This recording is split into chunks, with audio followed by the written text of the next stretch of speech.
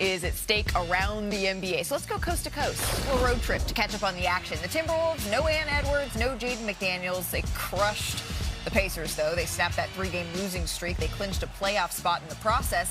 But Jaden McDaniels, Tim, when can we expect them back? Well, Jaden McDaniels upgraded to questionable tonight. Certainly that's an encouraging sign. I checked in on Ann Edwards' status yesterday with a Minnesota source, was told day-to-day, but optimistic that it's any day now. The hope is that he will be able to play the last couple games of the regular season, get a little rhythm established going into the playoffs. And he's officially questionable in this one? Ant's out, McDaniel's questionable. All right, McDaniel's questionable. That's good news. In Toronto, the Heat suffered a Jurassic beatdown at the hands of the Raptors. Miami, they're locked into that play-in tournament, 4th straight year. What needs to change, Tim, for the Heat to avoid the play-in? Listen, I just like the fact they're doing a Bam Adebayo tribute. That 83-point game, they're selling the jerseys, they're celebrating it. They're on pace to play exactly 83 games this season. What tribute to their franchise? In Los Angeles, that's where Kawhi, he dropped 34 in the win. Cooper Flag, he cooled up just a tad, but he had 25, is averaging over 40 a game in April. Brian, how do you expect this Rookie of the Year race to shake out? Well, Cooper had 25 shots last night, so it wasn't maybe his best performance, but he is really making a finishing kick here. Look, team performance has historically not contributed to Rookie of the Year because, oh, my God. Felt that here. That was a heck of a play. Hold on, what's my vote? I felt Cooper has been the leader all along, but obviously Con Knippel in the Tim Bontemps poll had a very strong lead going into this. Very interested to see how that poll shakes out in terms of accuracy in its first year. Last night, half the Lakers, or McMahon, you said the South Bay Lakers on the podcast, major thunderstorm rolled through. The Thunder were 17.5-point favorites, and that was maybe conservative in this one. And yet, Wendy, Tim, and I decided to go and enjoy this one anyway. Joke's on us. Hey, the champs are in the building. UCLA under 5 minutes left in the first. Shai Gilgeous-Alexander. That was a disgusting sidestep. Like, it made it look so easy, but it was really awesome. And this had a lot of folks in LA talking. Jared Vanderbilt baits SGA into fouling him. He goes to the line, he misses the first, and then he misses the second. And then the third rims out, and then he's visibly frustrated. JJ Redick got into a bit of a heated dialogue with him, and he's held back in this discussion as it's being de-escalated here. You can see there. Held back may be a bit strong, but there was some words being exchanged. Late to the second quarter, SGA drives at DeAndre Ayton, and JJ Redick had some pretty pointed comments about Ayton after the game. Yeah, what else is new? I mean, DeAndre Ayton was just talented enough to let you down.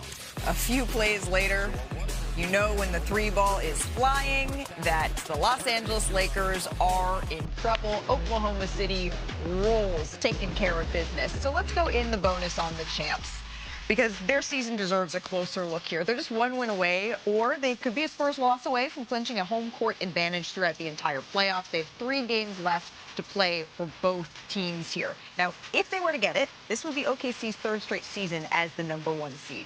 The Thunder, they've won 3 straight by at least 35 points. It's the longest streak in NBA history, and they've boosted their scoring differential to +12 per game. 5th best in NBA history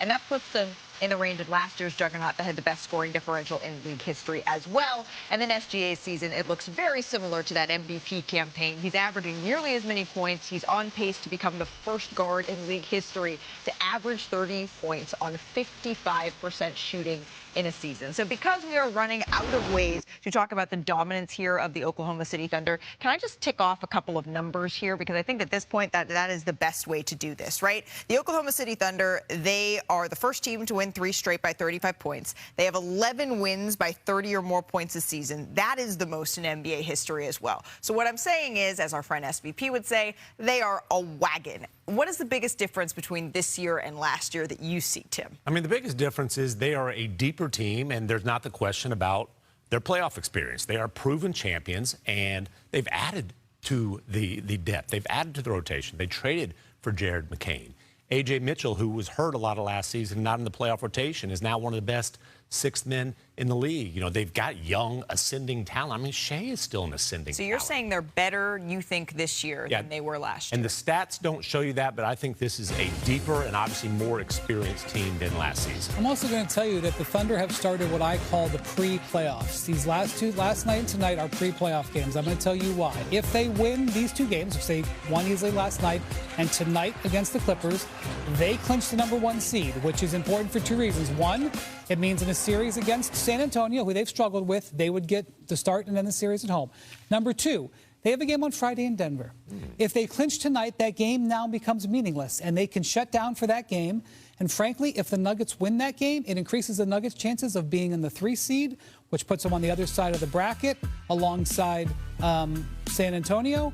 And it would be a very comfortable way to just win tonight, wrap it up, and lose on Friday, and move on with your life into next week's play. And they know that because J-Dub, he sat out of last night's game, and the expectation around the Thunder is that he's going to play in this game tonight and take care of business. And not only that, Isaiah Hartenstein, who's also had injury issues this year and will often sit on a one game of back-to-back, they pulled him at halftime.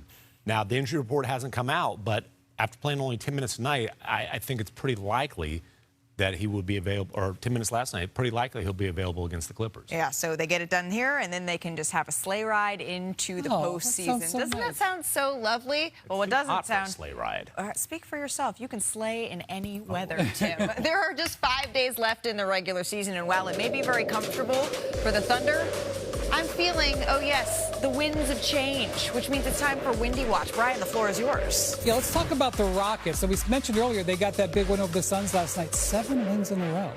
And they are sort of the big winners potentially of this late season push, where they can get into the 4th seed if they can continue to win, move past the Lakers, get home court, and get the wounded Lakers in the first round. More importantly than even their playoff seeding, their offense has found a groove, and Ime Udoka has found a bit of a rotation that fits them. They're changing their starting lineup depending on who their opponent is. That's working out. Now, number 4, let's stay here in Los Angeles and go with the Lakers, the opposite side of this. J.J. Redick admitted last night, for weeks they were focused obsessively on getting that number 3 seed. Now, seeding is out the window. They are really only focusing on what they can stitch together by next week's the playoffs. Hence, no Marcus Smart last night, no LeBron James. They have winnable games the rest of this week, but I don't see how they're going to avoid going to that 5 seed, and they understand it's going to be hard.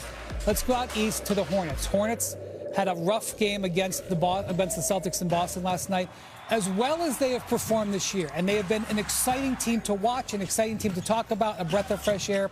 They have not fared so well in recent tests against top teams. Twice now they've lost to the Celtics. They had a rough loss to Philadelphia recently. They know their game's about to get tougher. They have a finishing kick with the Pistons and the Knicks. I'd like to see how they perform in those games. Number 2, let's go to the Rockies.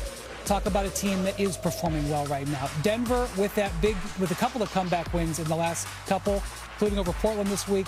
9 straight wins. They have moved into the 3 seed. That is a great position for them to be in, potentially to face a wounded Minnesota team in the first round, and to get on the side of the bracket with San Antonio, who they've had some success with. Number 1, tonight in Cleveland, the Hawks are there on ESPN. This is actually a pretty interesting game. This is a potential first-round matchup, number 1.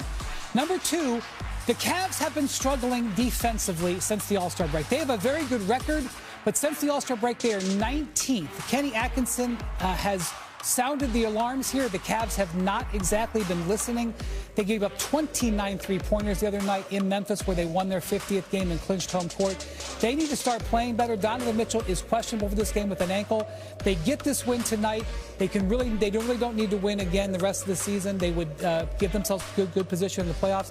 I question whether or not they're going to play that much, whether they want to move up to the 3 seed, because they may be more comfortable in the 4 opposite from the Celtics, a team they've struggled with. Okay, so maybe they could be looking to jockeying and play the matchup game a little bit, but it's a dangerous game to play. They got to start defending. It doesn't matter who they're going to play, they got to start defending. They got to start defending, and they have got to be healthy. Really, it's going to come down to that as well. That's the Windy Watch. But, Windy, you didn't mention your namesake city, the Windy City. So we are, the Bulls. They're starting over, but maybe not all the way. Why Chicago's next general manager already comes with one major condition attached.